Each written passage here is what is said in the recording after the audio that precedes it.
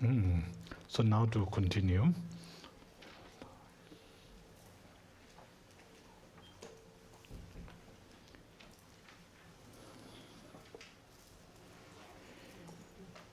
Shebe medang yue shi chir digdang sonum le deba ti ngendu dendu le tene tarbar tambe shes. So verse 45, we will go one more time. Through awareness, page 84, verse 45.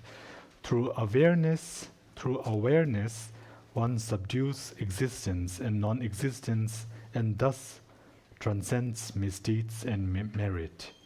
Thereby one transcends low and high rebirths. The holy ones call that liberation.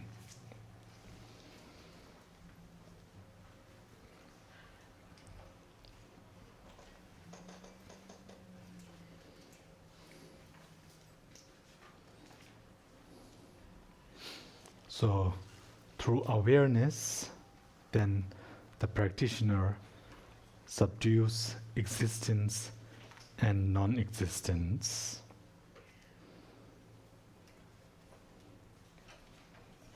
And thus transcends misdeeds, thereby transcending low rebirth, and by awareness subduing existence and non-existence, and thus transcends merit, thereby transcending high rebirth. The holy ones call that liberation.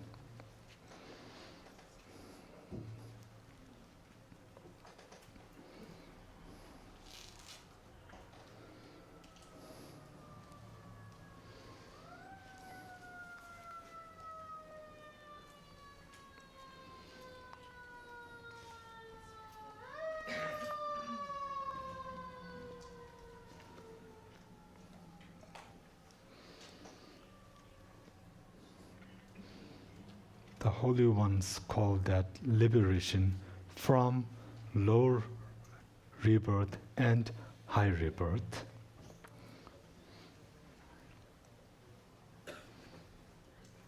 Teni tarbar tambe shes.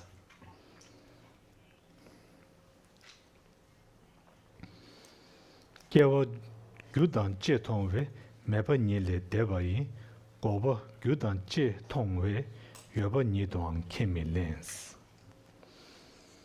Seeing production along with its cause, one transcends the notion of non-existence. Seeing cessation along with its cause, one does not accept the notion of existence.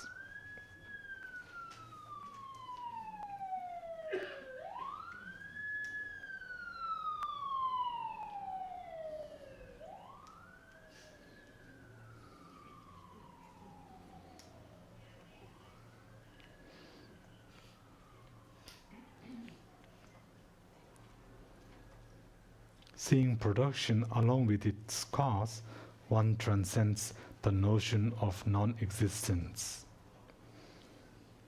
So, this is then not falling into the extreme of nihilism. Seeing cessation along with its cause, one does not accept the notion of existence. So, not falling into the extremes of realism, eternalism.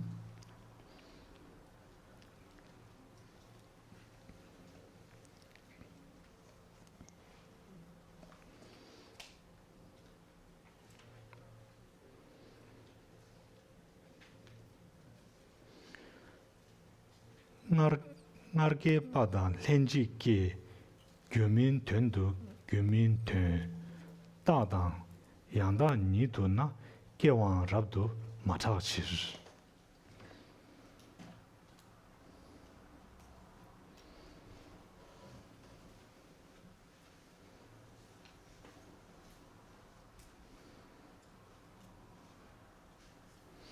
A cause that occurs before or with its effect is not actually a cause, because designating that as a cause is not common usage, and because production is not really established.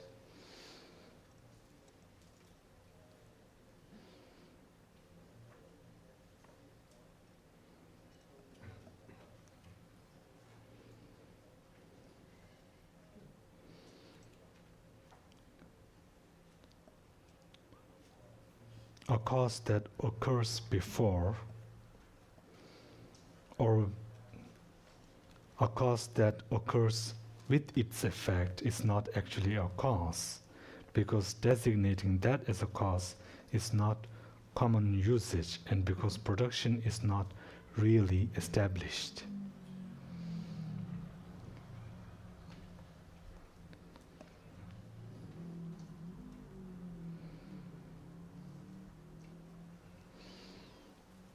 So this is refuting the cause,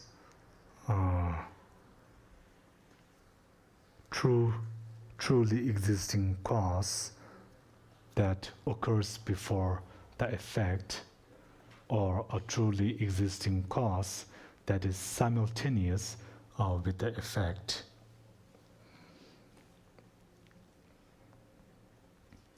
Why? Because production is not really established, truly established.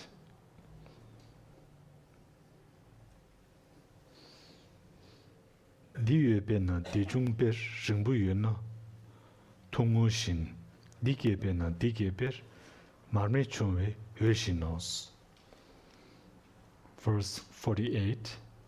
When there is this, that arises, just as when there is long, there is short. When this is produced, that arises, just as when a lamp's flame is produced, light arises.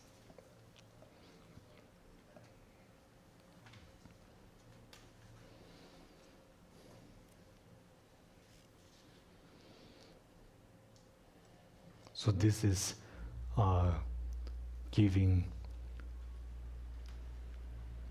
this example at a conventional level,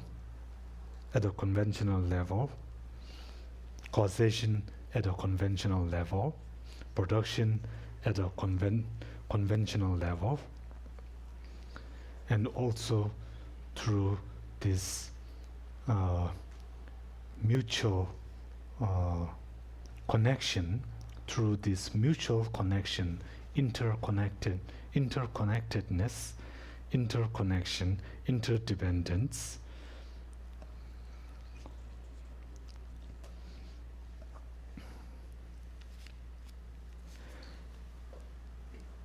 Ringbu mena tongwa ni rangi ngowo lema yi.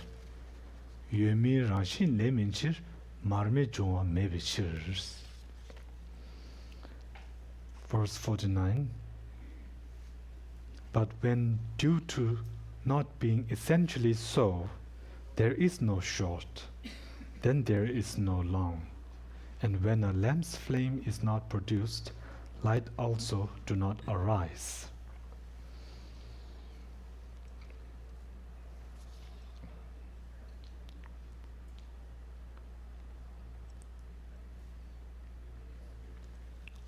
The very fact that without long there cannot be a short. This is not because from its own existence, it is not due to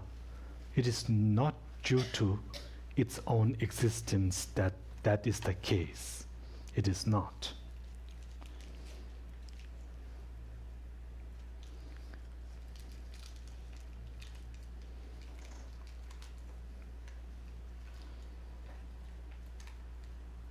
Not through its own existence.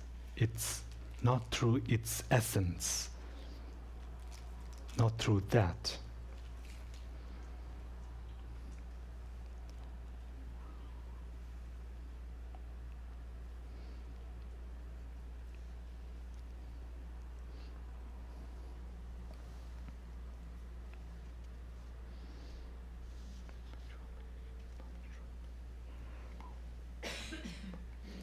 현장 중어 매버신 대der 군지 계동신 지딘 딘이 지신도 뒨레 중어 켈랑바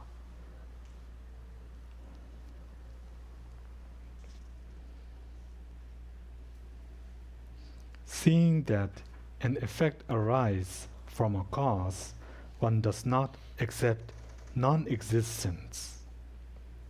Having accepted that arising from fabrication is the reality of the world. Having accepted that arising from fabrication is the reality of the world.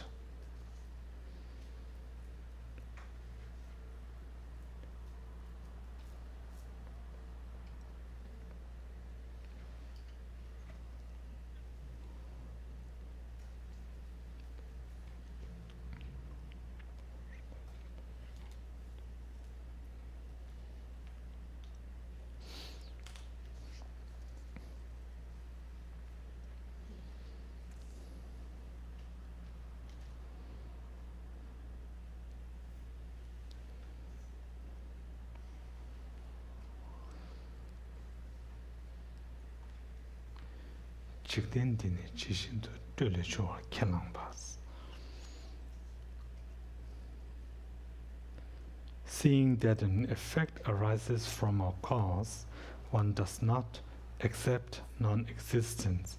Having accepted that arising from fabrication is the reality of the world. Can you help with this verse? What that means?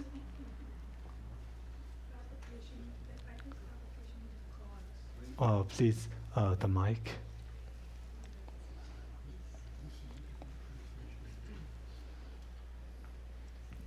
The way I took it was that they mean fabrication is the cause. That's what I saw.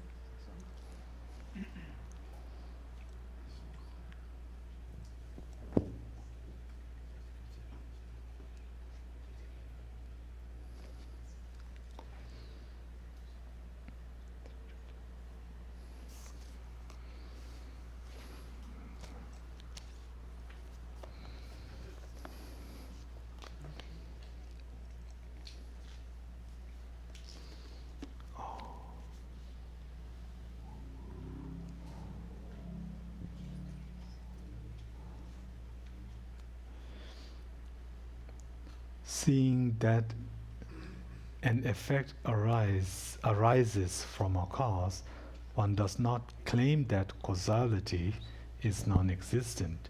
Having accepted conventional causality in accord with the way it arises for the world from conceptual fabrication. Yes.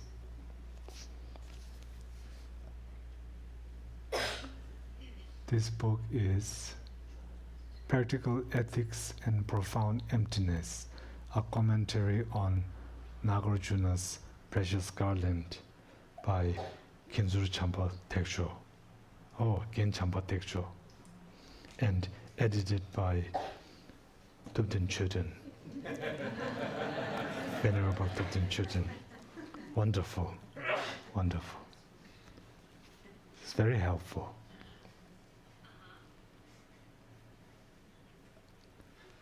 Thank you, thank you. You're right. Conceptual fabrication.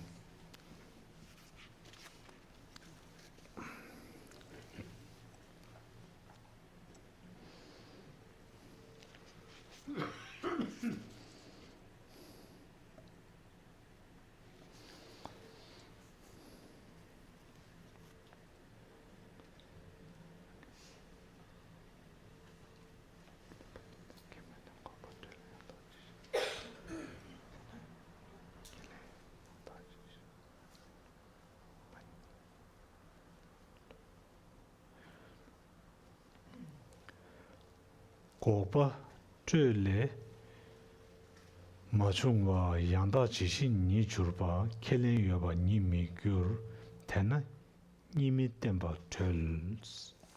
Tena nimi tenpa tölz.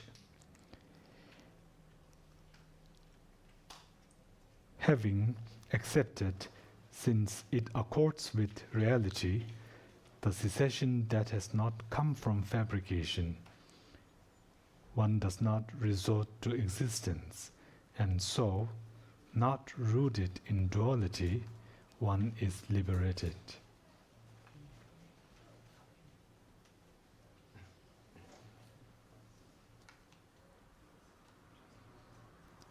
Having accepted, since it accords with reality, the cessation, having accepted the cessation that has not come from fabrication, one does not resort to existence, and so, not rooted in duality, one is liberated.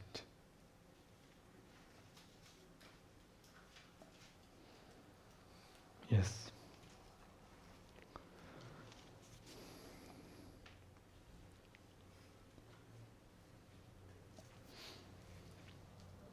Then,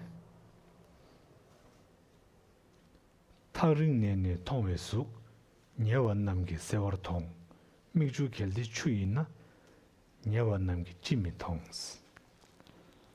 A form that is viewed from afar is seen clearly by those nearby. If a mirage were water, why would those nearby not see it?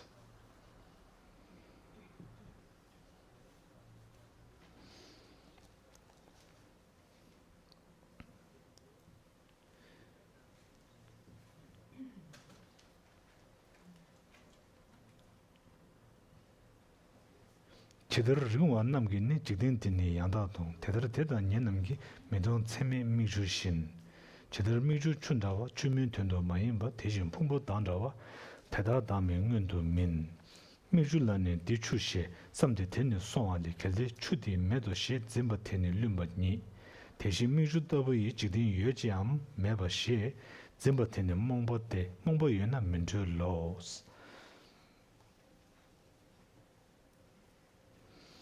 매바반이 년주죠 예바반이 된주죠 양다 지시 용시실 니는 타로르주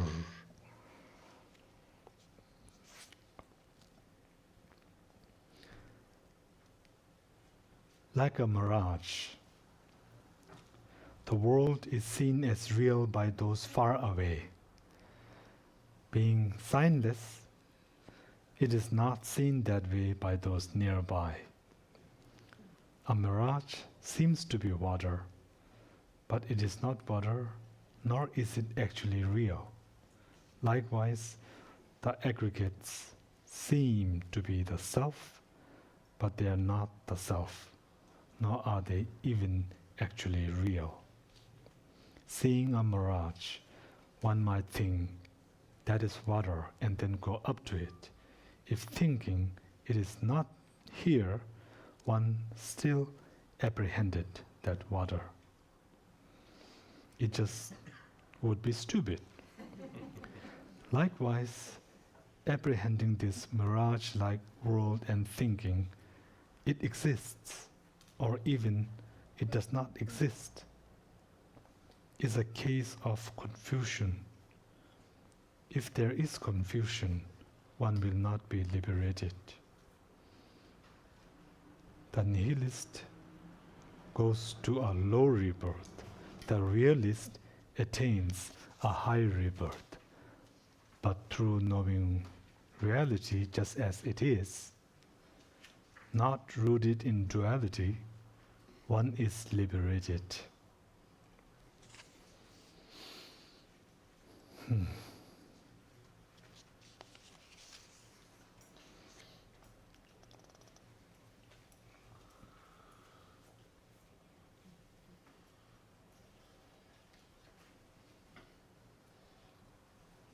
It seems that our problem is that we think mirage is water.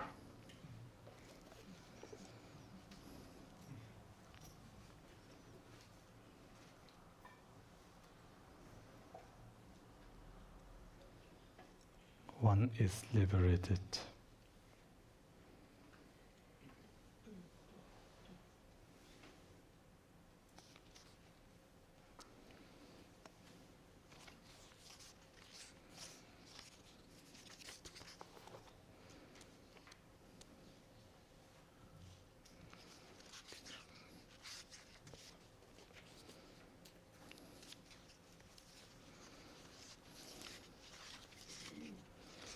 I think this, at this point, I think we can stop here.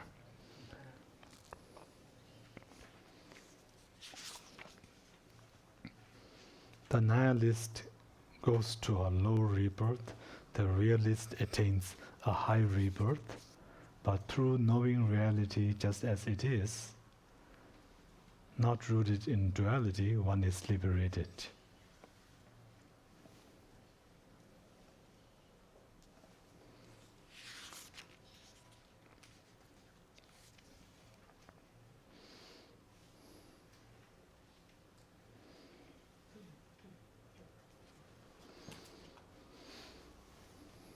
So,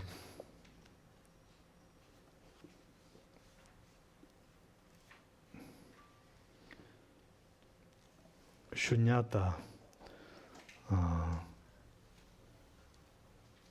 selflessness, emptiness, voidness, we have all these terms.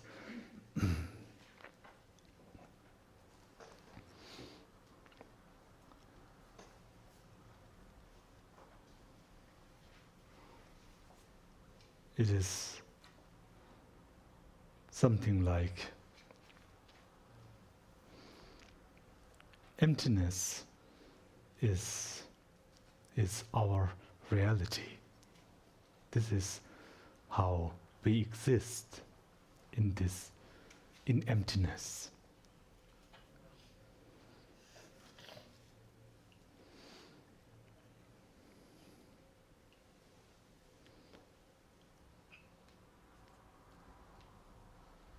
All phenomena, dependent arising phenomena, are in this state of being empty, in this state of emptiness. They are empty of self-existence, of intrinsic nature, of an essence, of an essence, empty of that.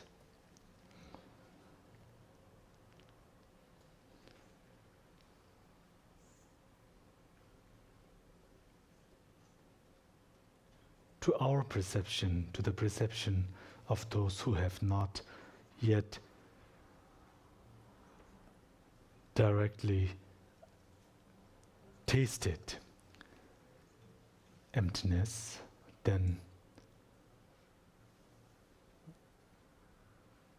the perception is that of a real nature. This is the perception.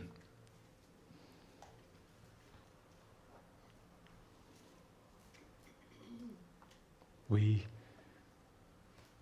perceive this nature as the ultimate reality, this essence as really the nature of that object.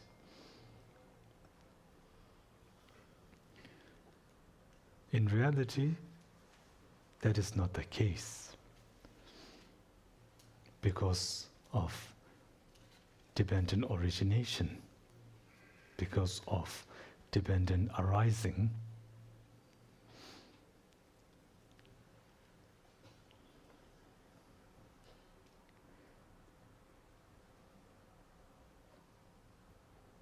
Dependent arising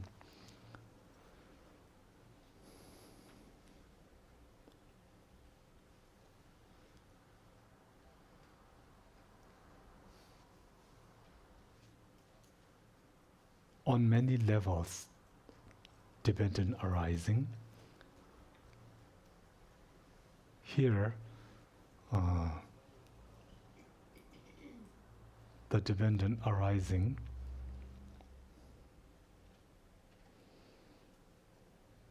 is the subject-object dependent arising, the dependent arising of the subject and object.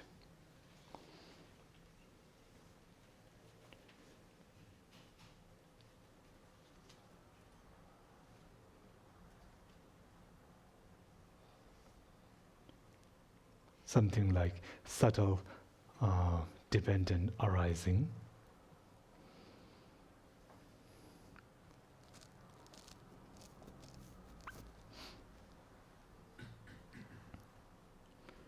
From our viewpoint, when reflecting on nature,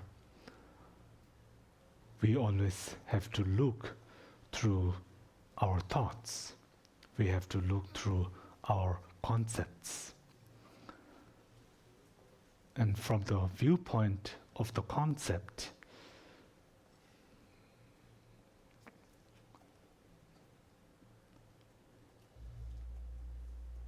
the subject and the object is dualistic, and it's almost like there is no connection between itself and its apprehended object. So whenever we try to think of emptiness, then we always think of emptiness as something like an object far away, an object from the outside.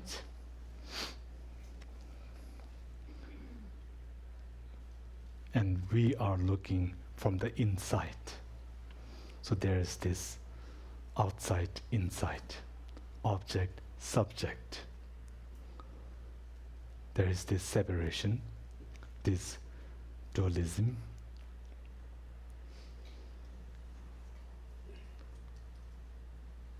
And with this thoughts, even though they are helpful in gaining a certain understanding, knowledge, realization of emptiness,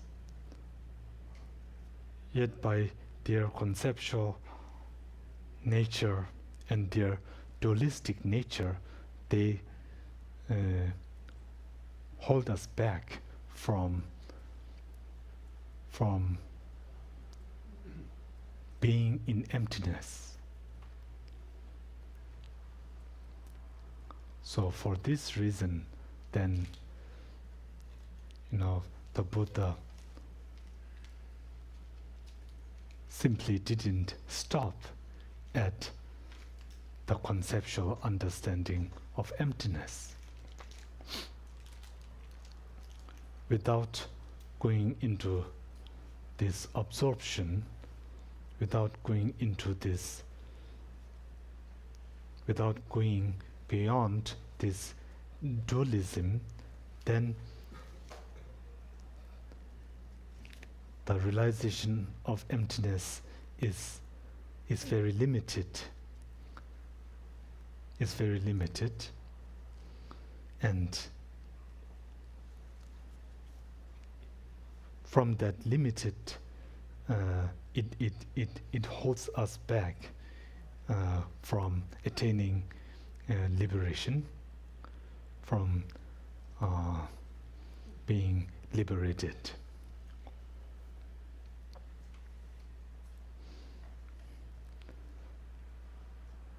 So first, to gather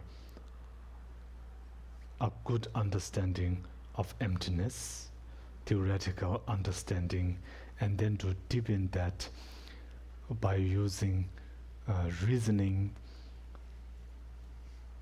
and then coming to the inferential understanding, inferential understanding of emptiness, and then by using concentration and also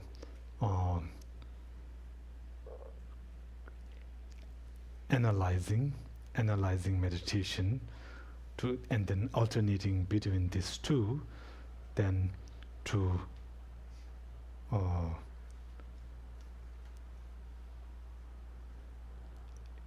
elevate the mind,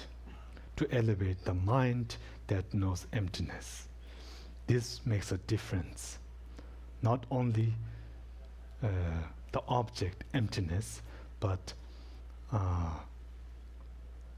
the consciousness, what is knowing emptiness, that mind, the level of this mind then makes a difference in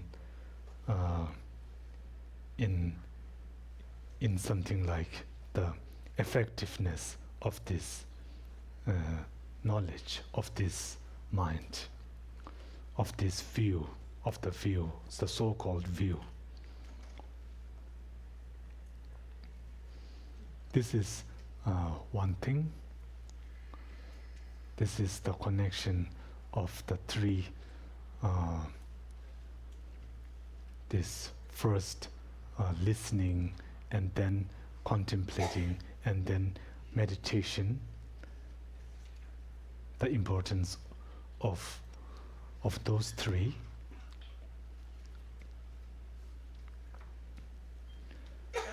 And then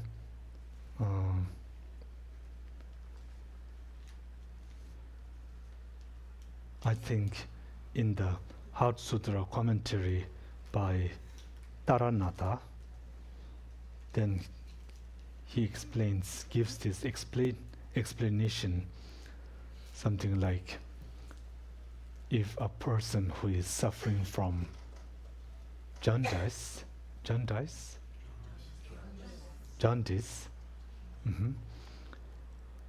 looks at a white object, then actually sees yellow, right?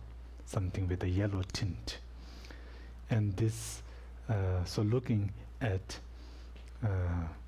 this yellow object,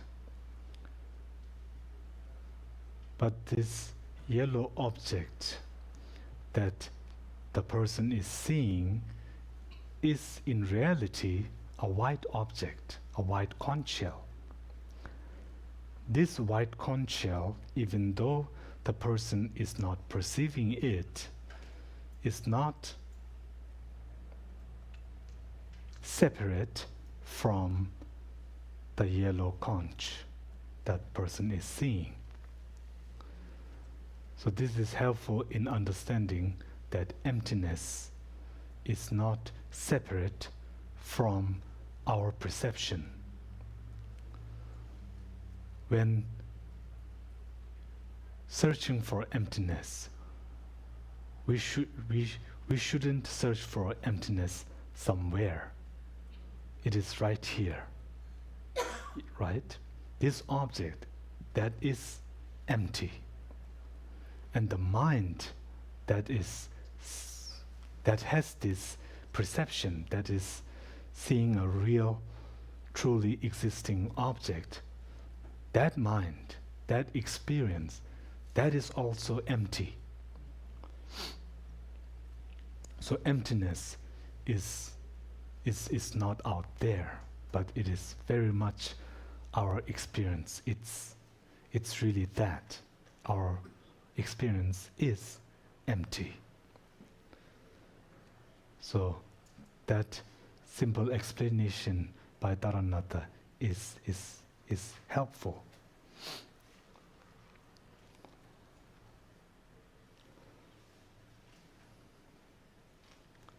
So like this, and okay, so now we can have some discussions now, shall we? It can be connected with some of these verses, or it can be connected with something else. Whatever comes to mind, please share. Rinpoche, we have a few questions online. Okay. In terms of logic, conventionally, since existence and non-existence are direct opposite, wouldn't it mean if something is existent, it cannot be existent, and vice versa? Can you say that once more? Sure. In terms of logic, conventionally, since existence and non-existence are direct opposite, wouldn't it mean if something is existent, it cannot be non-existent, and vice versa? Yes. Yes. I think that's right. If it is existent, it is not non-existent. And if it is non-existent, it is not existent. That was the question, right? I think that is a yes. Right? Yes. Yes. I think so. Next question is, Rinpoche, emptiness is a non-affirming negative, right? So it is... The non-affirming thing again. Yeah. Non-affirming. Maybe it's... So it is... Maybe this is very similar. So it is a lack of inherent existence, and it is not asserting anything. Yes. Emptiness is a non-assertive, non-affirming negation. Yes. Yes. Yes.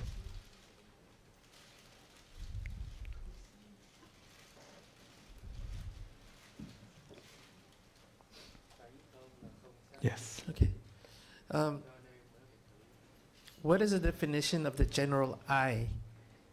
Does the general I appear to ordinary beings in daily life, or does the real self-existent always I automatically appear? First part was, what is the definition of the general I?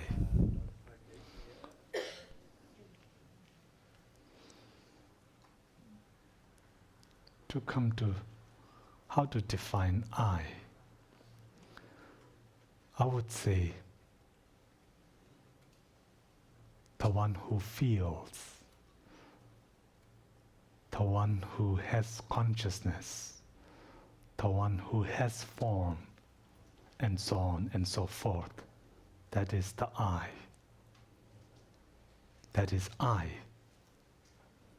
Nothing like this. This is the general I, yeah? Of course. Yes. So the next part is, does the general I appear to ordinary beings in daily life, or does the real self-existent always I automatically appear? They both appear, I would say. Whereas for the untrained me and alike, then for us, we cannot differentiate between the general I and the truly existing I, right? We cannot differentiate at this moment. It is not possible to differentiate. Yes. Next question, last two questions, then we can take the floor. In our discussion of emptiness this afternoon, did we establish anything existing, even merely on the conventional level, So if emptiness is classified as a non-affirming negative phenomenon, is that definition defining more the ultimate aspect of emptiness?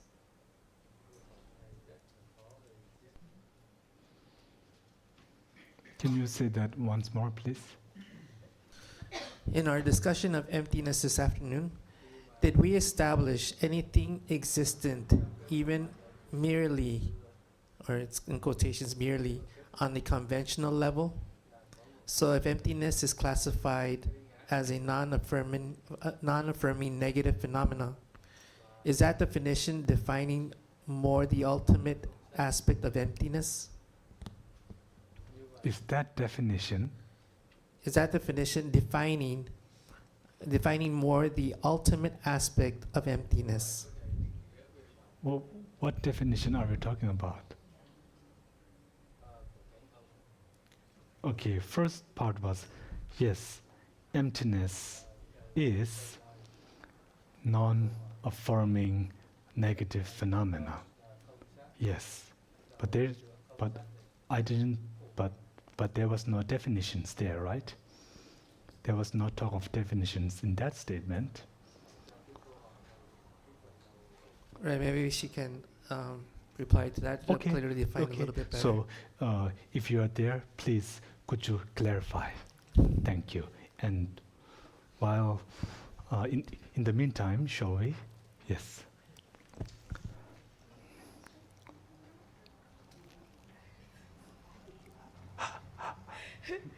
Rinpoche, my question is from last night.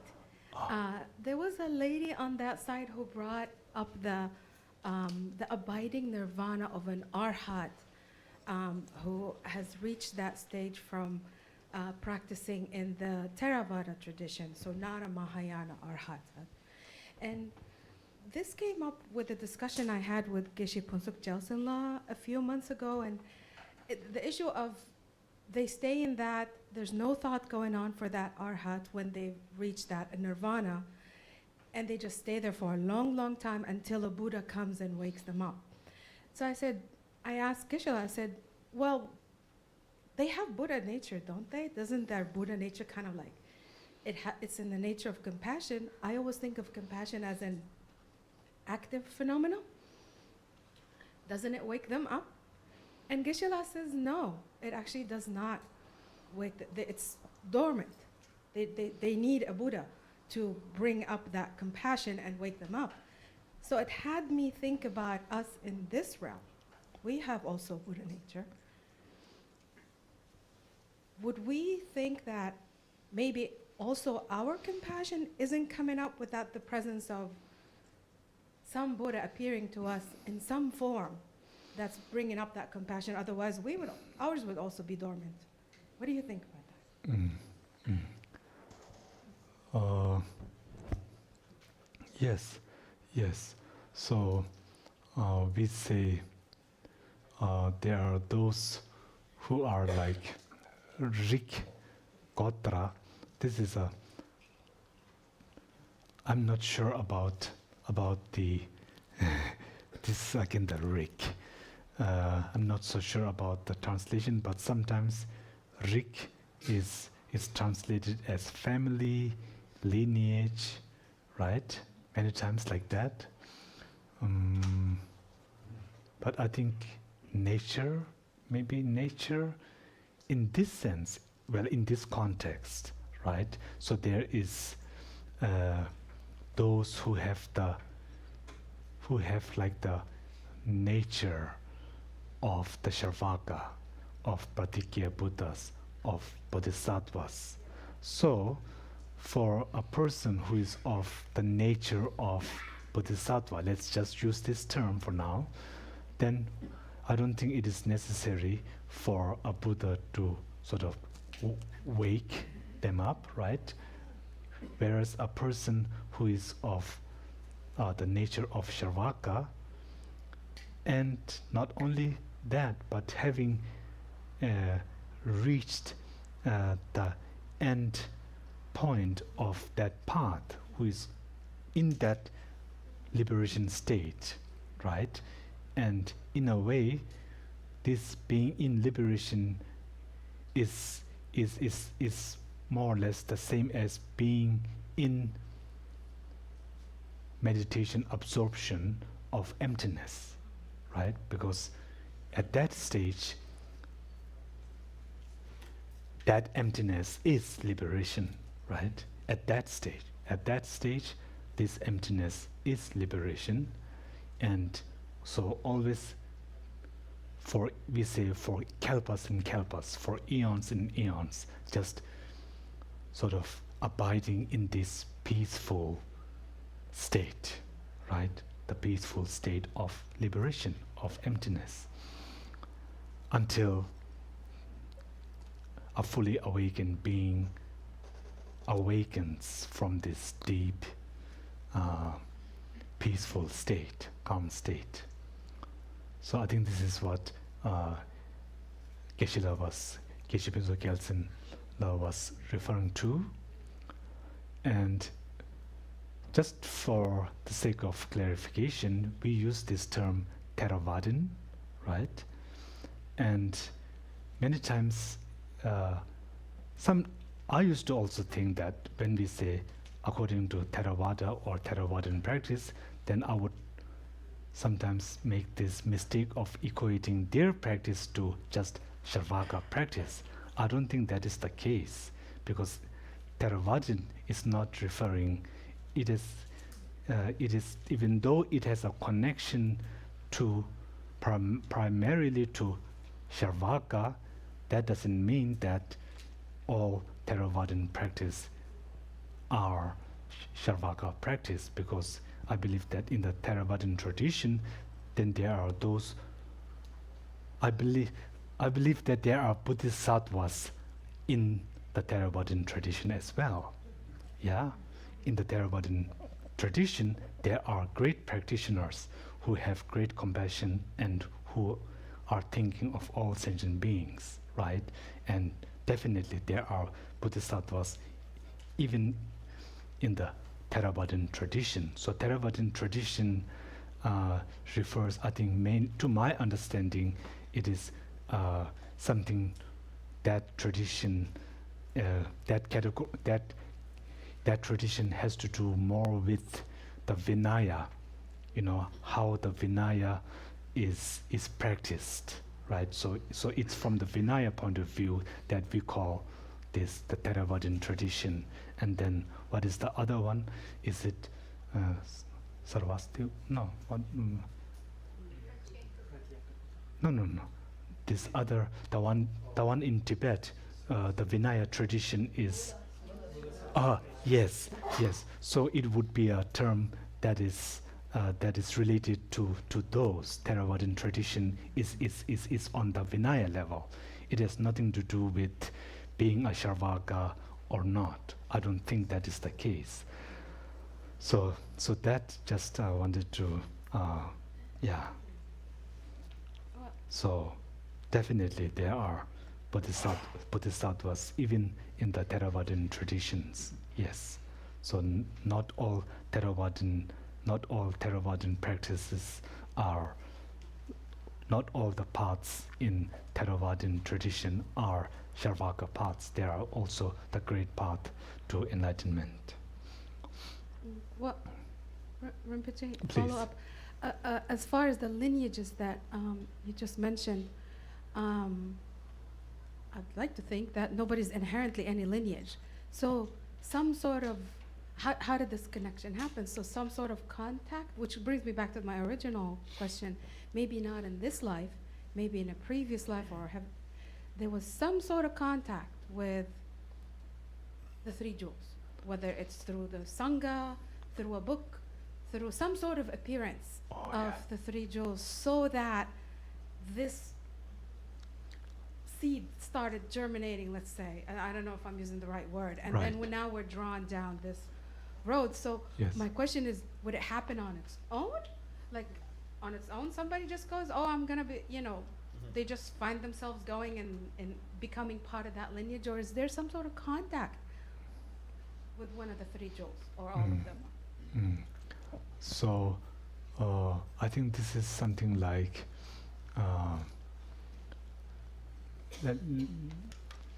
what was the analogy used?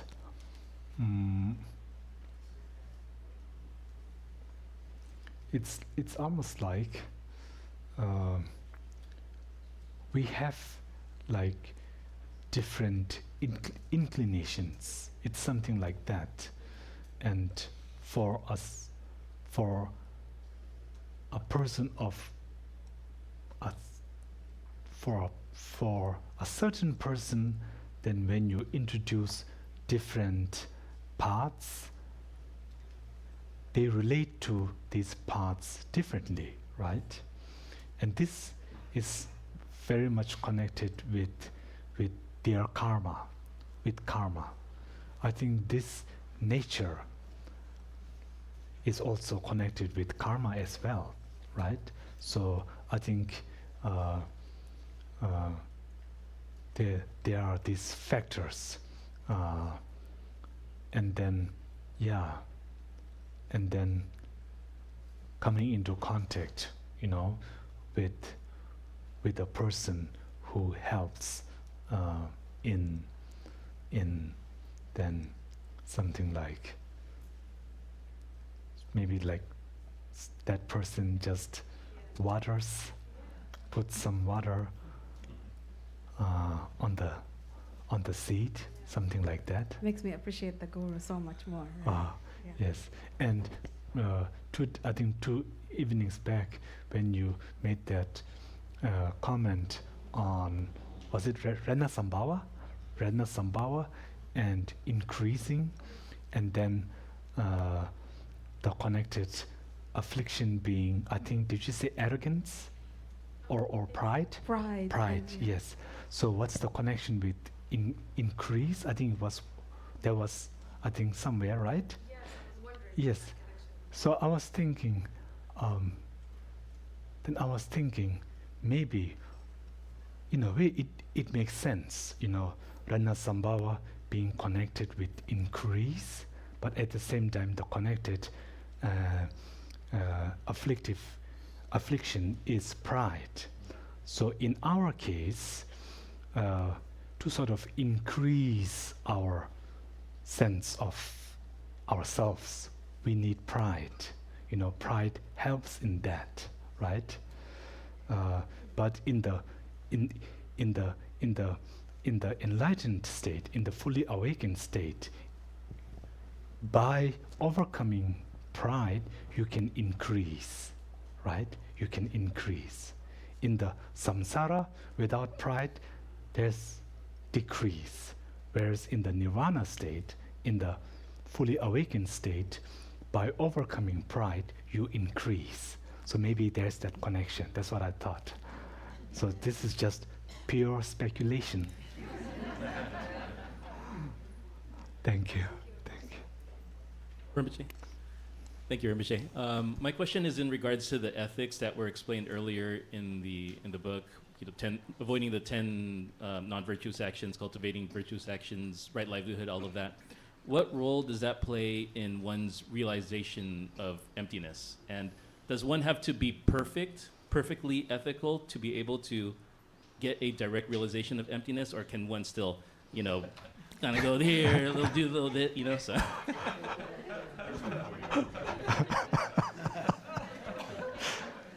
Cut corners.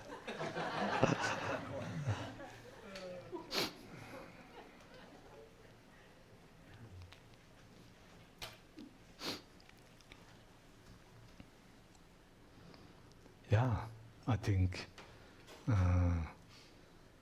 with these 16, the 16 methods, the 16 causes, I think needs to be honored.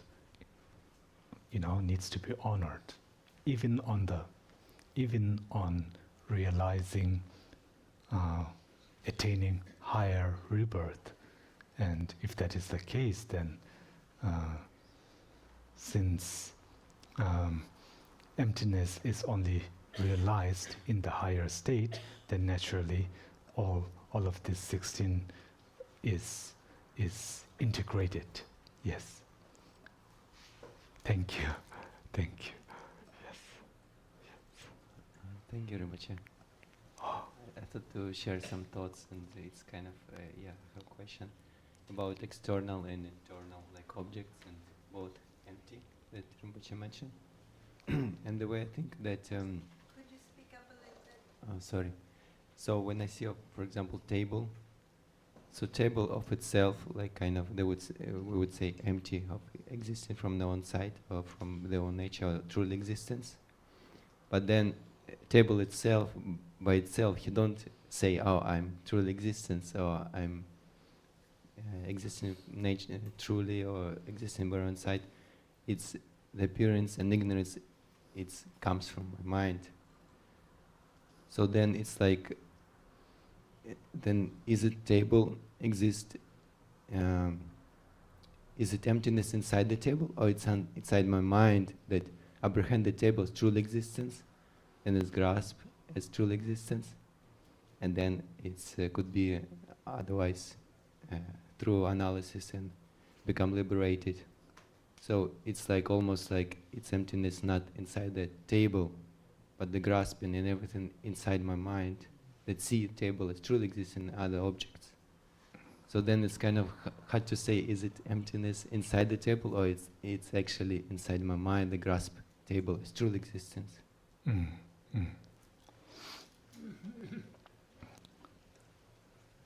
To answer that, then we have to first say, is the table an external object, or is it just simply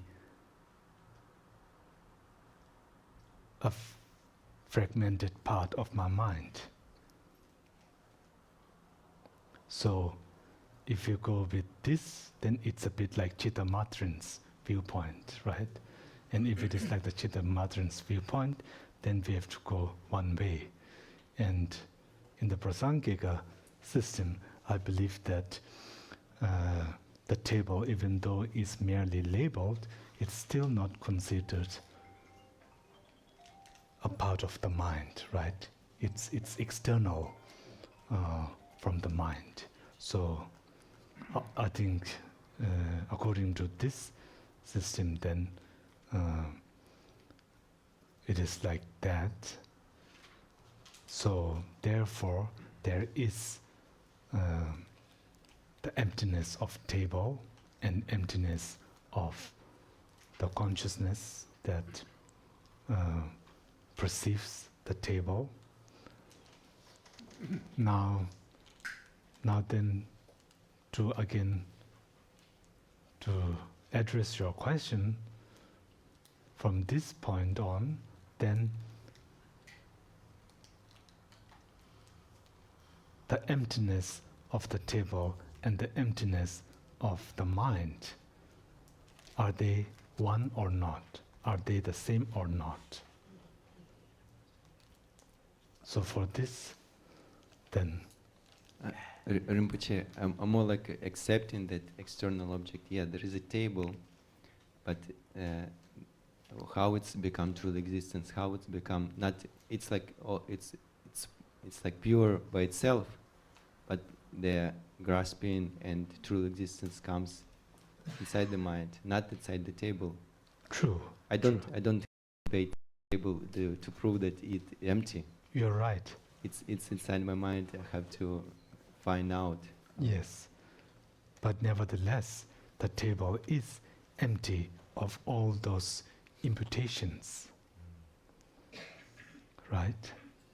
So the table is dependent origination, not only by mind, but the table is dependent upon causes and conditions, and therefore lack an intrinsic nature, just as my mind. If that is the case, then there is an emptiness of the table.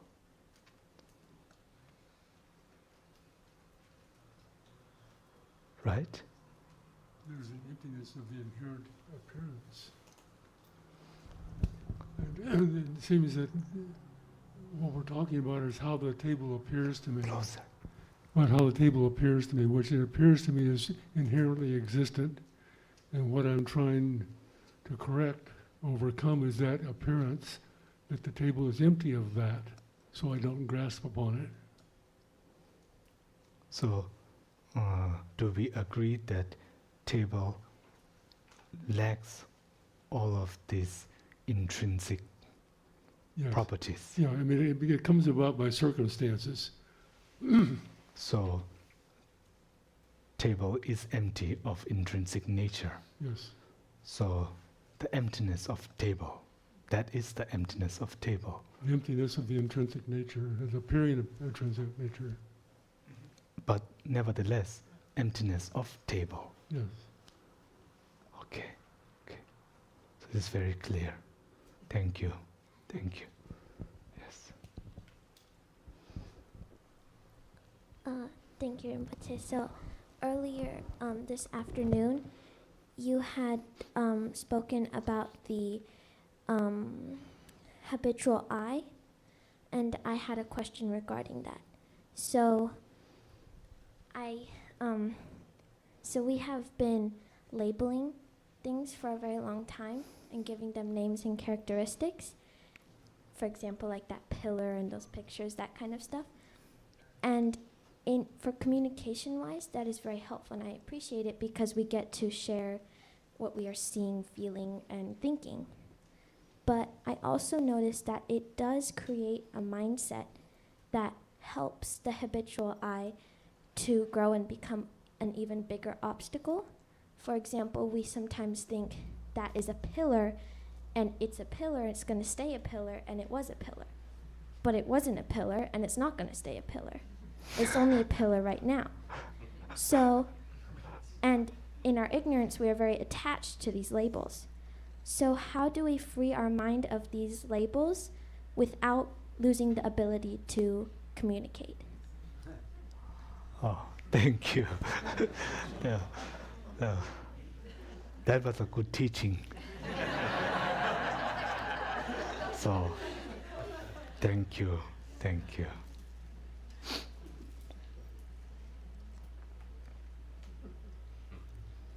Yes, I think it would be just to imagine, just to imagine that if let us say none of us here are fully awakened beings, but if you were, how would we be communicating?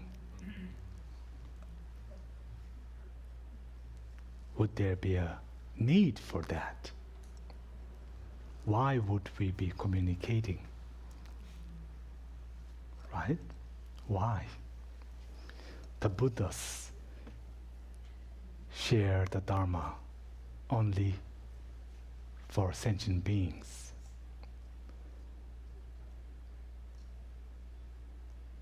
And if there were no sentient beings left to share the Dharma with, then they won't be giving teachings, and neither would they be communicating within themselves, because they don't have to do it for sentient beings. So I think you're right that once we go beyond this conceptual understanding, and when we are in this fully awakened state, we really wouldn't need to communicate. But there's only one exception, and that is only for sentient beings. But for our purpose, we wouldn't need to communicate, only for others. Thank you. Yeah.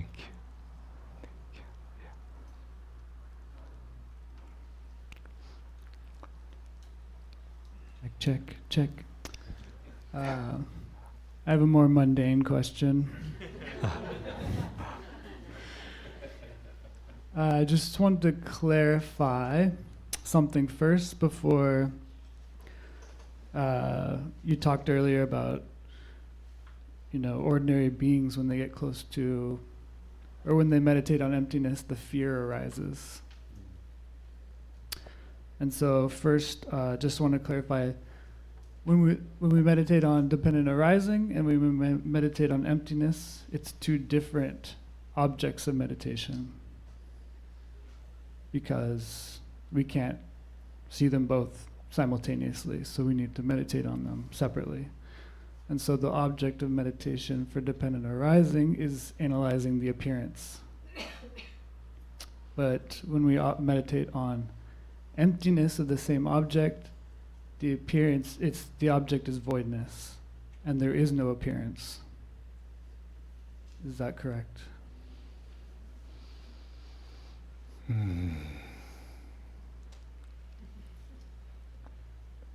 I'm not trying to trick you.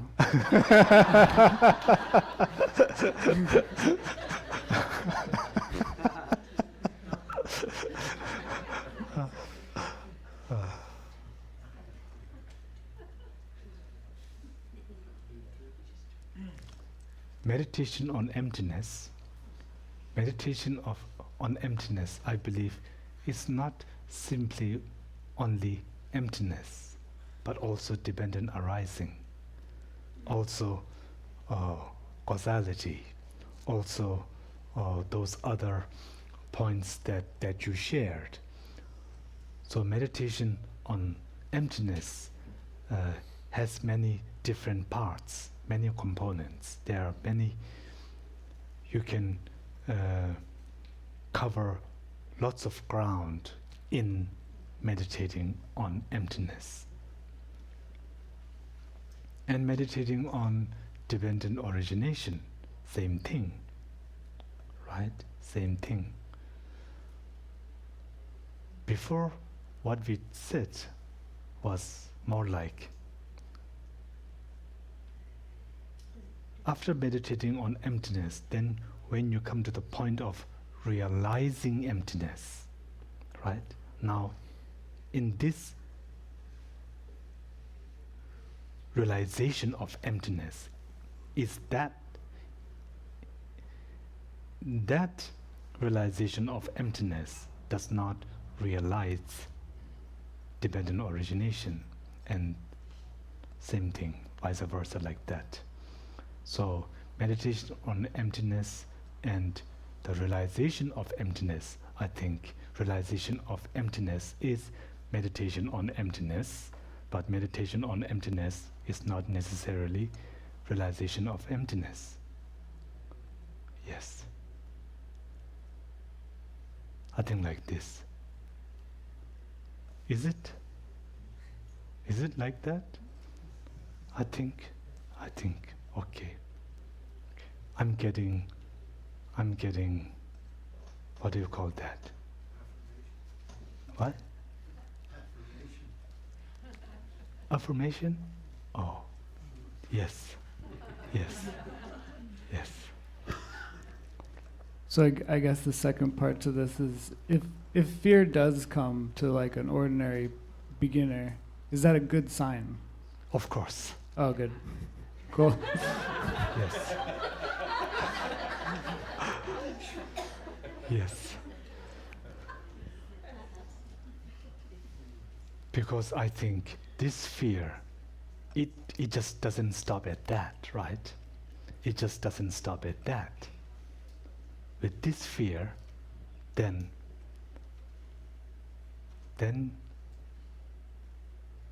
you really study.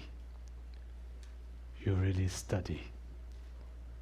With this fear, then you can see this fear can help.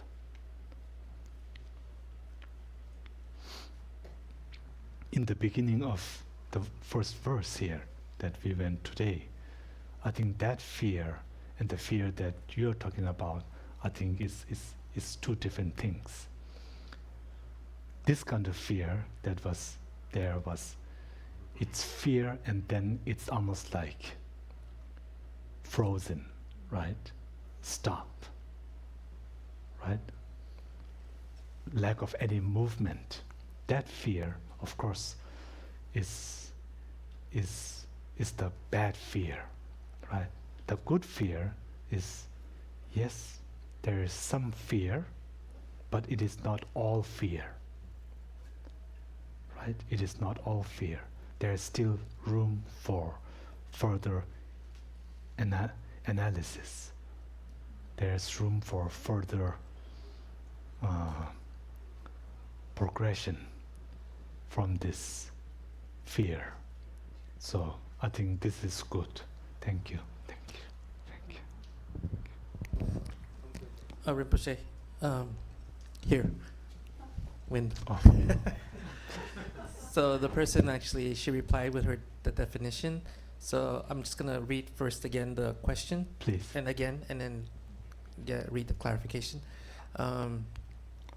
In our discussion of emptiness this afternoon, did we establish anything existing even merely on a conventional level? So if emptiness is classified as a non-affirming negative phenomena, is that definition defining more the ultimate aspect of emptiness? So so you were asking what's the definition? So the non-affirming negative is the definition I was talking about.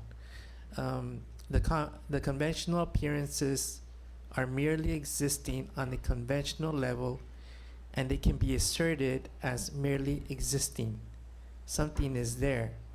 So the phrase non-affirming negative is describing the ultimate emptiness or nature of emptiness, right?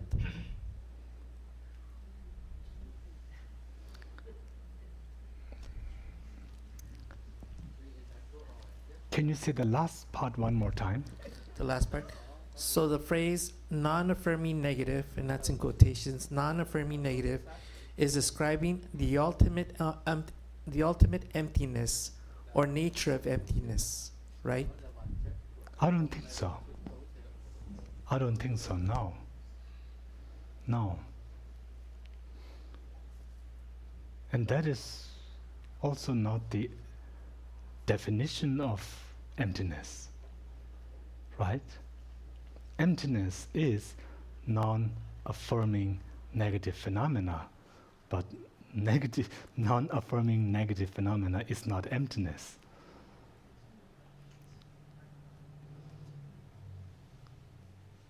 Yeah? It's not.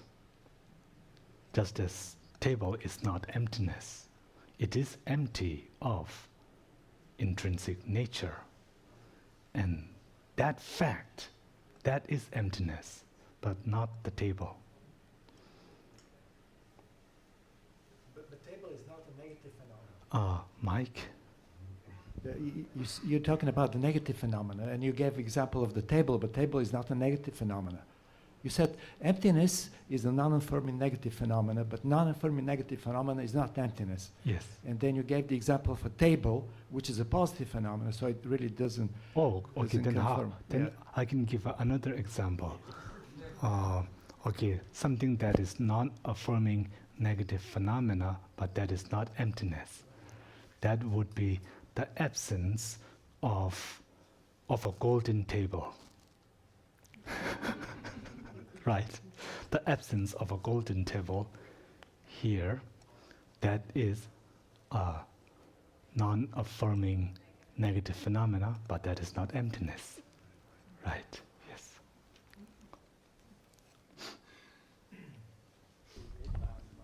Yes. Another question here. Could Rinpoche, can you explain a bit about the duality of the subject and object? Sometimes there are another kind of duality mentioned, the duality of nirvana and samsara. Sometimes it is easy to know the fact, but hard to apply in our lives, particularly in difficult situations.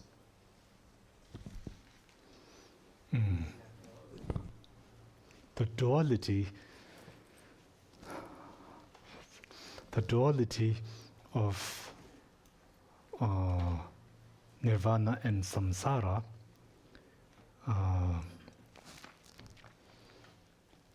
It's at one level, I think it simply means that they are not one, so they are two separate objects. There is that duality. But when I was talking previously about non-dual and dual, then this is different. This is a different, we're not talking about, when we talk of non-dualistic, we do not mean that everything is not separate and they all become one. We are not saying that. That is, I think, one point we have to clarify. This non-dual is only from the experiential side.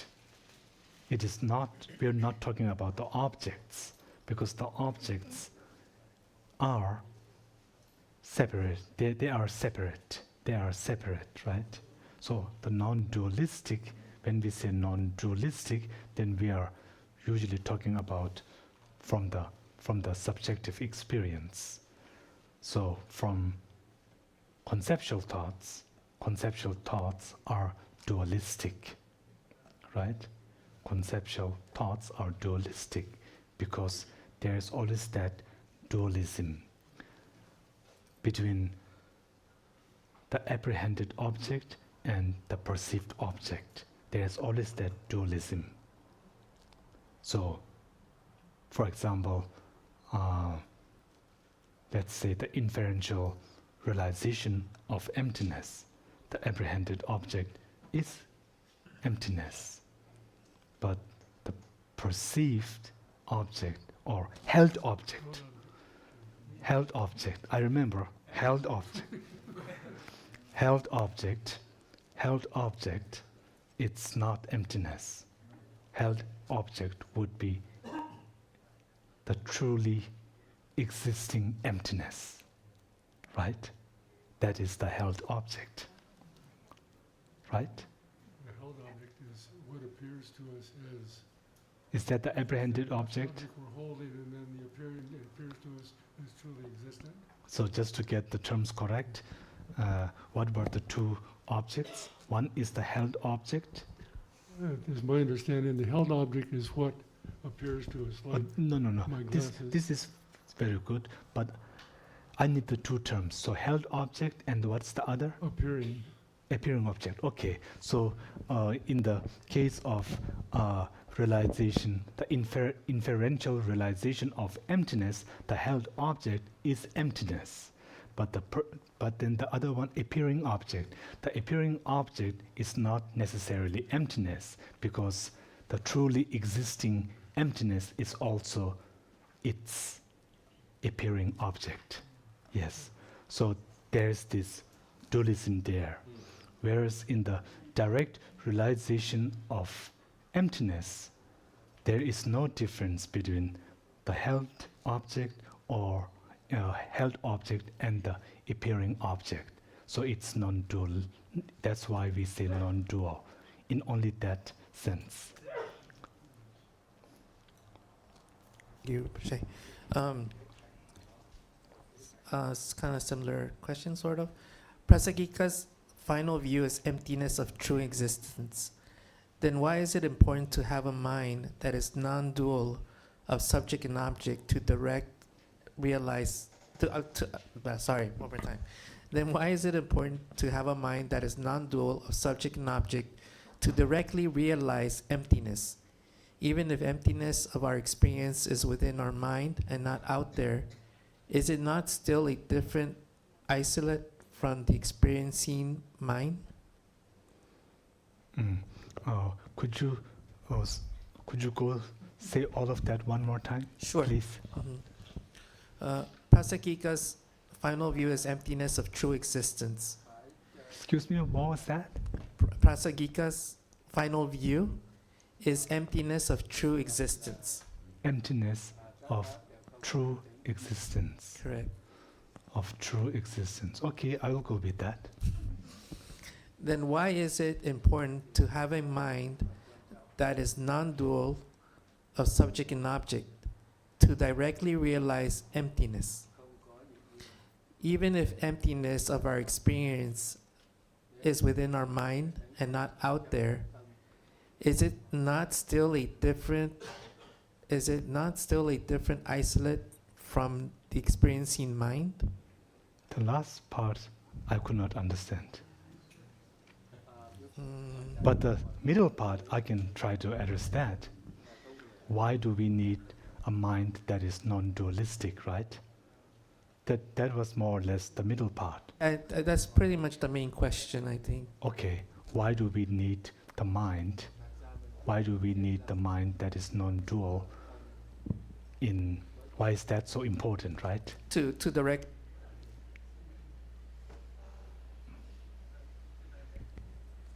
directly realize emptiness, yes. Yes, yes.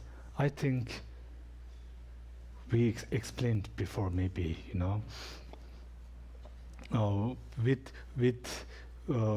without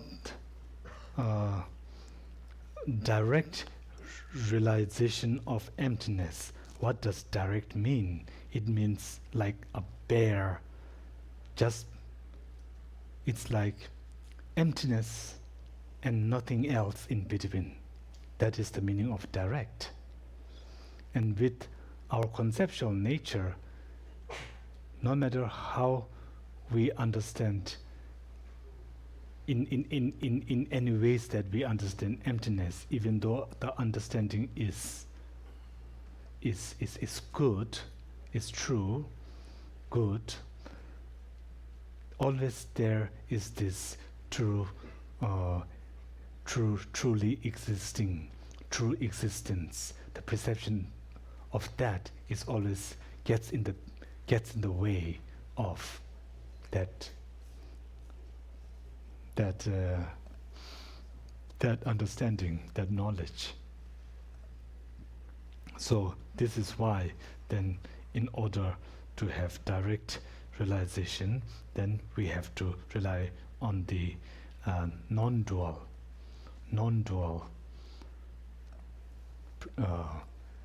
realization of emptiness. Yeah. Last question here. If we were able to dwell in concentration without labeling and no fabrication for some times during the day, would that mean that we are not affected by karma during those intermittent periods? Could you, one more time? Sure. If we are able to dwell in concentration without labeling and no fabrication for some time during the day, would that mean that we are not affected by karma during those intermittent periods during that time? No, of course not. We would nevertheless still be affected by karma, I think, even if we are in this state where we have no conceptual thoughts. Even, let us say, when we are in the direct realization of emptiness, on the learner's path at that level, we are very much subjected to karma. Yes. Thank you. Please. Yeah, and then I finish. I have a regarding that question, the last one. The question was, why do we need to have a non-dual realization? So I think that the person is misunderstanding. He thinks that we need to meditate on the non-duality of subject-object in order to realize emptiness, whereas that's not the case. It just happens naturally when we realize emptiness that there is non-duality. But that's what he would. The assumption, I think, that was that this is how we achieve, and that's obviously the Chittamatra position. So he's wondering why, if Prasangika say that, why do we have to meditate in that way? Meditate in that way. As the emptiness of subject-object duality. Yes, because that's what I mean. as long as there's this duality, and this duality, I want to again reiterate that this is the duality of held object and appearing object, held.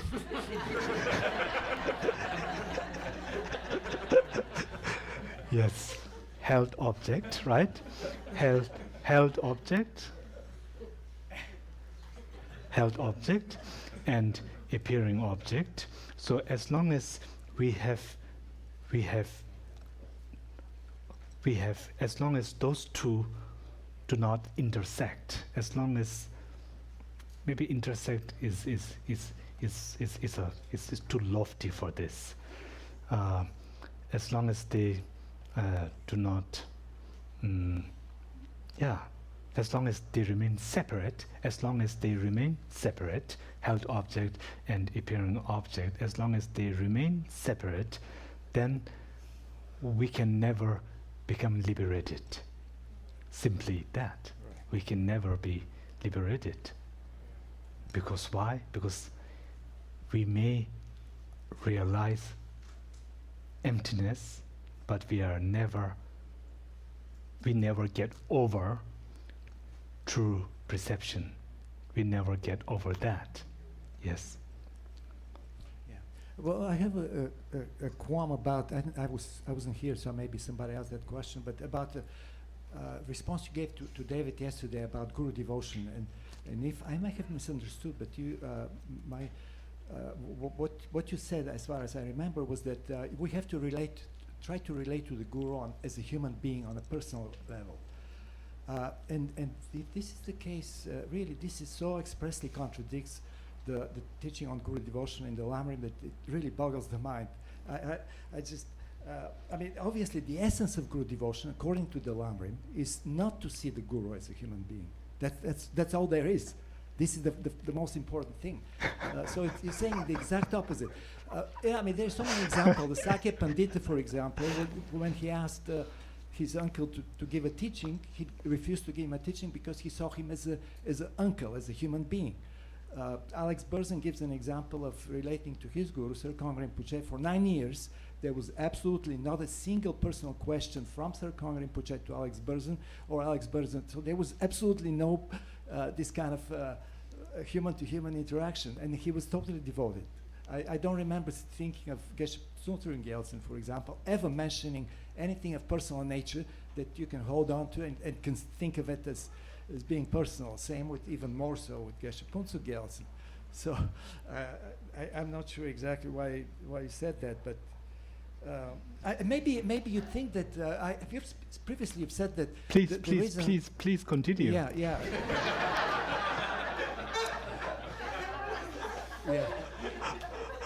You thought that maybe this is the way to prevent the occurrence of abuse scandals and things like that. But I think that it's the opposite is true. You know, if inviting this kind of interaction with students on a human level, on a personal level, exactly what invites that.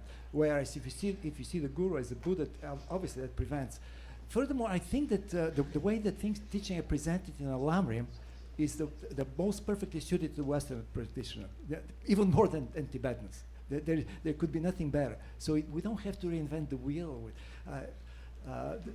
And besides that, David is already practicing perfectly reliance on the guru. Yes, you are. Yeah. Well, that means that basically the way it's presented in the Lamrim, that you have to show respect. He gets up, shows respect when the guru enters, does prostration, gives material help, offers acts of service. He cleans the gampa. He studies, comes to teachings. So that's necessary, which the guru, of course, is pleased. That's an offering to the guru. Everything he's already doing it. In addition to that, if you can see when you're doing the chanting, if you see the object that you're chanting to as Geshe Punsuk, like you're thinking of J. Rinpoche as Geshe Punsuk, then that's all that's needed. It's so straight, so simple. So why this human? I understand that, by the way, for some people that may be necessary. True, but you encourage him to ask that question to everybody, implying that it's a universal teaching, and that may not be the case. That's I got it. I got it. I let it all hang out. Human doesn't mean ordinary, yeah? Because a person can be human and they don't have to be an ordinary being. They appear human, But then they're an enlightened being, so that could be another way of looking at it. It is, exactly. But that's the point. You're thinking of the guru as an enlightened being, Yes. Yes. not as a human being. If you're thinking of them as an enlightened being, obviously don't relate to them as a human being. Mm. And there is no, I mean, how can you relate it to a human being? Yampel, Venerable Yampel, can give you an example of Geshe Tsultrim Gyaltsen. How can you have a relationship on a human level to somebody who can read every mind, every thought that you have? I mean, all right. So, when you shared that, you said one thing that resonated with me, which was, for some that might be necessary.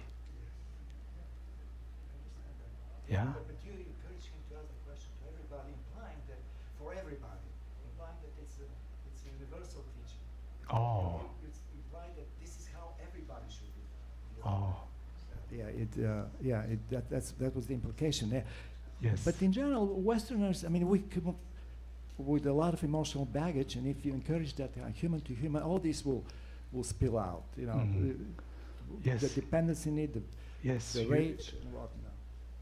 What you said, is more or less exactly in the Lamrim. It's said like that, and the Lamrim, it's we have to know. In the context of the Lamrim, it is 100% correct. I'm not trying to reinvent Lamrim. No way. That's not me, I can be anybody but the person who reinvents Lamrim. So, when we look at the Lamrim, the Guru devotion, all the things you mentioned, 100%, it fits with Lamrim. But we simply cannot take 10, 15 pages from Lamrim and say, this applies to everyone, right? We cannot say it like that, because when we read the Lamrim, then all of this is in the context of the Guru and the disciple.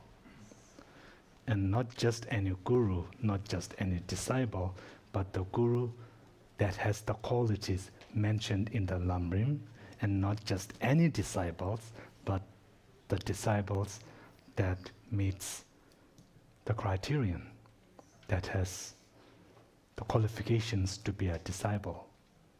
And qualifications, those qualifications for being a disciple, I think we might,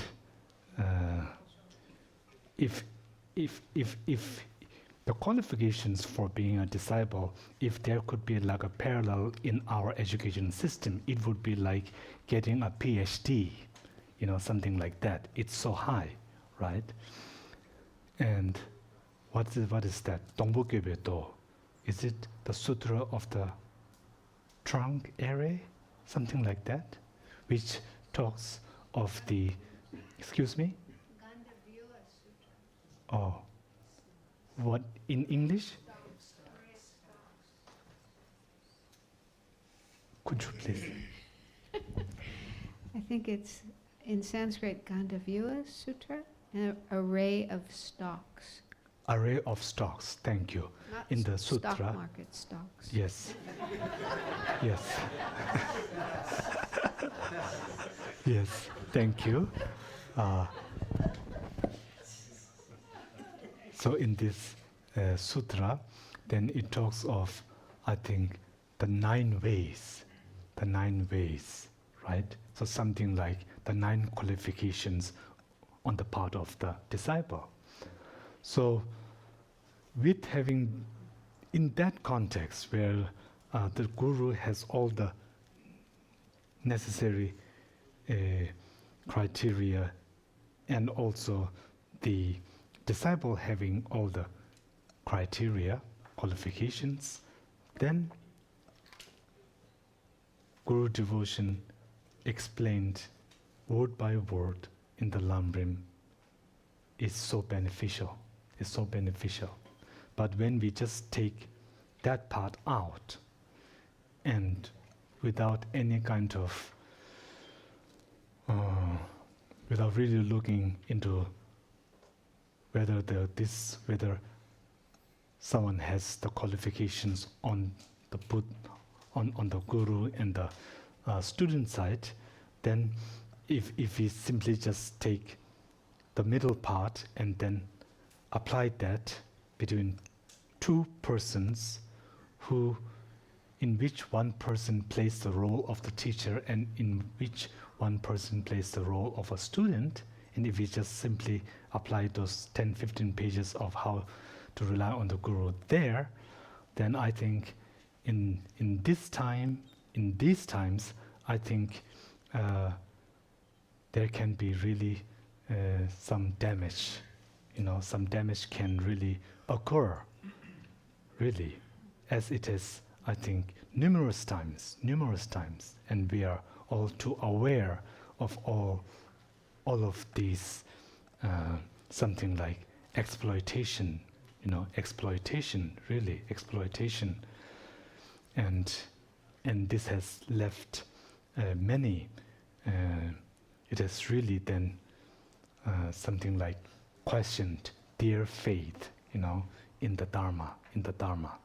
So, for those reasons, then I thought it would be more fitting, that for those of us who are sort of entering this path, then to take it lightly,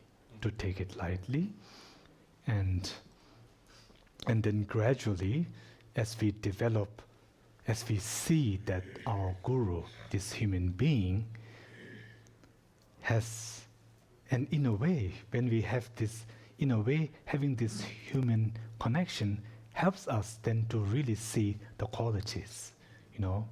When we spend more and more time and getting to know the guru personally, then we begin to see the qualities. Many times it is difficult to see the qualities if you see them just in the public, or in like 5-10 minutes of spending some time together or so like that. I think for most it would be difficult to see many qualities, right? In many cases, I'm not saying this applies to all, of course not. In the case of great gurus, then all it takes is just a glimpse, just the guru looking at you. You feel it, right? You know it. So those are very unique cases, but whenever we try to something like apply for the general public, then I think something like what we call safety measures. It is important to integrate these safety measures, and the safety measure, the most important, is not having blind faith. This is I think the most important part of that safety measure, not having blind faith in any guru, right? In just because they have a name, just because they have a following, then not to have simply blind faith on that. So again, this not having blind faith, but then again followed with that, then there's always the fine print. There's always the fine print, and this fine print, it can be a few pages long, right? It could be a long list. So like that was the thinking. But anyhow, thank you for playing the devil's advocate, something like that. Oh.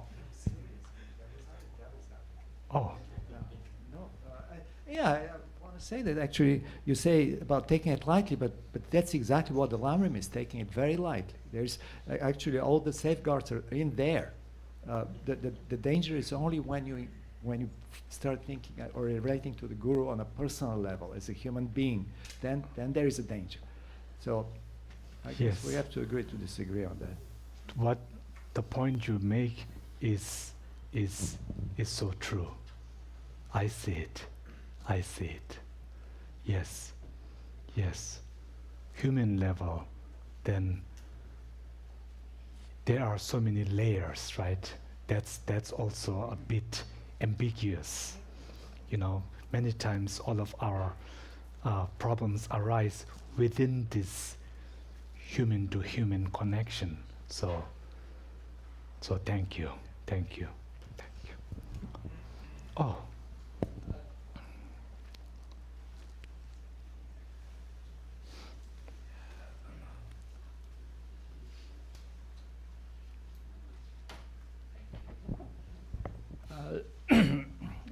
Rinpoche, back to the word duality, okay? As far as the science interpretation of duality, it means that an object can have two different forms. For example, like what we are looking at, the light, to most people, I mean, generally is a wave, it's actually the characteristic of light is a wave, traveling like a wave. But it has a duality nature because the quantum concept of light is actually particle, it's not wave, it's like a little particle masses traveling.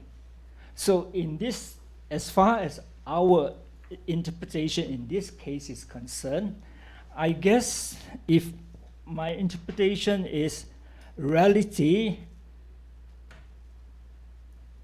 is not rooted in duality, it means that there's no different two version, two form of the reality. Reality is just reality. So this is my understanding of the duality. Does it apply here in this case here? Because it mentioned about knowing reality just as it is. That means that reality is just by itself. There's no other way of interpreting reality. There's no duality as far as reality is concerned. Mm. Yes, I think that is the case. Yes. But could you just explain me what duality is one more time? Yeah, as far as, I'm using one example of the science interpretation of duality. Light, you see all the light, you turn on the light. Mm-hmm. As far the classical concept, understanding of light, when we student wanting to study more about light, they will have to interpret it before, in the form of wave, wave traveling like the water wave, okay? But later on, with the introduction of the quantum concept, the scientists discover light is not just wave, it's behave in a dualistic manner. It can behave like particle. You can't visual. Obviously, when light shine onto your body, you don't feel that there's a particle hitting. You don't feel that you have particle hitting you, right? Obviously, none of us, when you stand underneath the light, surely none of us can actually, as far as human beings concerned, that you feel that there's some particle hitting you because the light is shining on the surface. Right. But the light in the light actually does have this property. So because of that, we said light has a dualistic nature. So dualistic in the case of light means particles and waves? Wave, yes. Okay. Which particles is and waves. The particle is a quantum concept. The wave is a classical concept of light. Okay. So then, so how in do this we? case here, our interpretation of the realization, if it's said it's not rooted in the duality, that means there's no other interpretation of realization. That means you are very clear, your mind's very clear what realization is. There's no other interpretation of it. Does it mean that? Oh, does it mean that? Yeah. With these texts? Yes. Because it means that, okay, you have no doubt about this thing. You are very clear about this thing. I don't think so. I don't think that is what non-duality means. Non-duality means you do not have duality. You have, that means it's only one way. And this duality is not like the light particle wave thing. Of course, it's not that. Yes. I don't think it's that. No. Yeah, but what I'm trying to say is explaining the meaning of duality. I mean, of course, it has nothing to do with light, with the wave and the particle. It has nothing to do with that. But the meaning of duality in this case here. Oh, okay, in this case. So what is this duality, right? So duality is the separation of the held object and the appearing object in consciousness. Yeah, that means there are two ways. Yes. Correct. There's two ways. Yeah, held object and appearing object separate. Yes. This is the dualistic nature. That It's is separate, but they're the same thing. no, they're not the same thing. Not the same thing. Yeah. How so? Well, for example, let us say the flower here. As soon as I have this conceptualization of flower, what is the held object? Flower is the held object. What is the appearing object? It is the truly existing flower. So they are separate, they are dualistic, right? The held object, flower, the appearing object, truly existing flower, they are not one. So these two, held object and appearing object, are separate. They are two different objects. So this is what it means. In the non-duality state, which is referring to the state of nirvana, in which, in that consciousness, in that meditation, then there is no separation of the held object and the appearing object.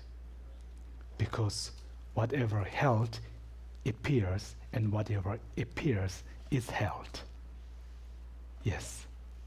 Okay. Thank Thank you. you. Thank you. Thank you.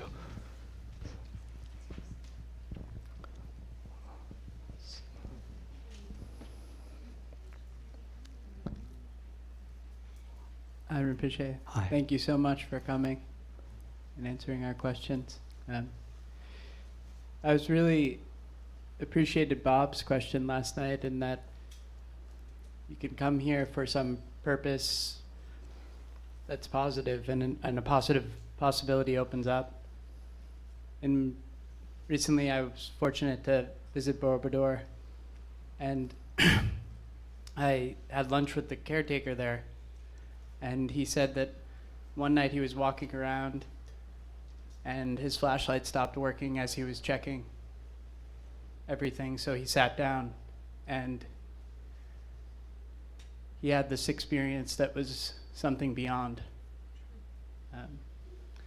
And just so it's not, some dumb person saying it, I was with one monk and he put his hands together as if out of respect for what he was describing. And so I was wondering if this person actually happened to tell us after that he was a Muslim. And so I was wondering if it's possible that this idea of liberation upon seeing maybe from past karma in past lives, or a moment can occur that is this kind of positive interaction from our side that Bob was maybe talking about, or if Rinpoche has any comments on that as an idea, or maybe the question can be, have you heard of anything like this? If that's a better question. Heard anything like what? The experience of emptiness, realization,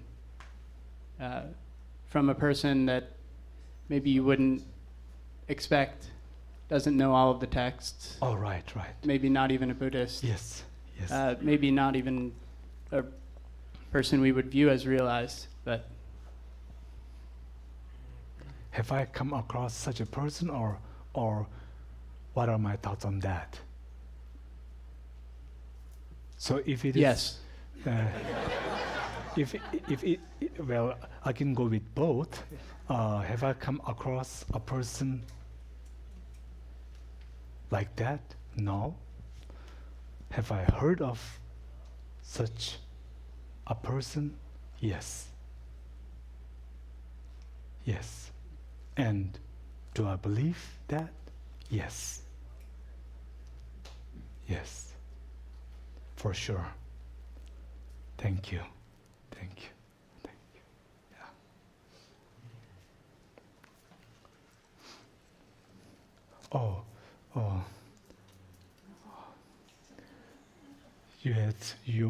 I saw you were raising your hands before, so I think this will be the final for the day.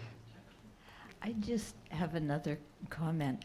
What I've been noticing in some of the questions is we hear a word and we give it our usual American Western definition, and then, but Rinpoche is using the same word and it means something different, because in the translation you're just trying to get approximate words that cover the meaning. So it seems to me that many of the things, like when we were talking about what is a sentient being, that to rely on a Western dictionary definition, it just, the definition in Buddhism is different. How we think of faith is very different than what the texts mean by faith. And I think in this thing, realization from seeing, we hear those words and it sounds like, oh, I saw that flower, boing, I'm a Buddha. That's kind of the way at least I would think of it. But, what does it really mean in a Buddhist context could be something completely different. Yeah? So we have to be quite aware of that. Yeah. And also, if I could make a small suggestion, that we try not to give Rinpoche lectures, because he's the one that we want to hear from.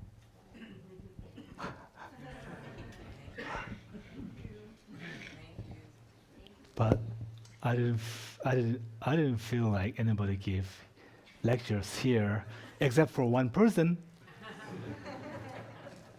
which is this person here. Anyhow, thank you all so very much for your questions, for your insightful comments, your ideas, your experiences.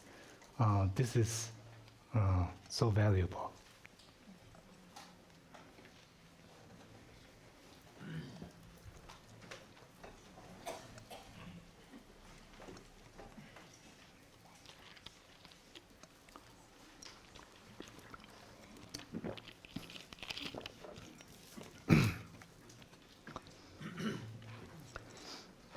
Dagi chini sabe gewa tendang zho la kebara jizun lozan tawaye tembe nyingbo rin seje sho ye za ye me ge jo she me do da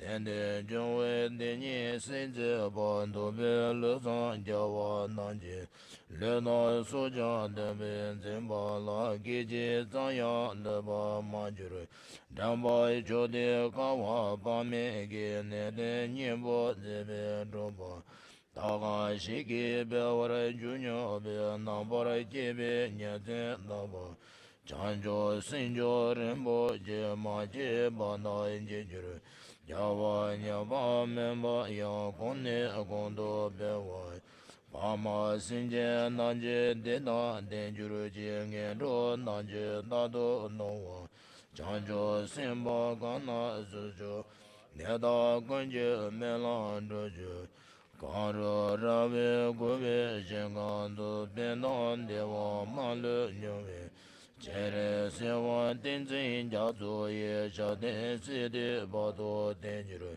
Jeze Lami Guze Rande Je Naga Chenle Juju Jebo Lozan Dembe Jume Sazon Je Njube Mese Nado Nejuru Jawa Gondo Yanda Lama Dan Jeme Juju Bela Laji Sadan Lanji Yende Razu Nenda Ji Jangi Gopo Nyando Chiji Jabo Zonga Bo Jizi Namare Bewa Niji Tsemo Shewa Dan Tenje Malu Zonwa Dadan Shinji Dizon Dan Tewe Tsonyi La Dene Jawa Lo Zandra Yorin ba juruji sanji kuzon nyembe jenla dan jenye menjuru dembe jenla dan gine meje debe jenla chetar ngwa melando bara yesho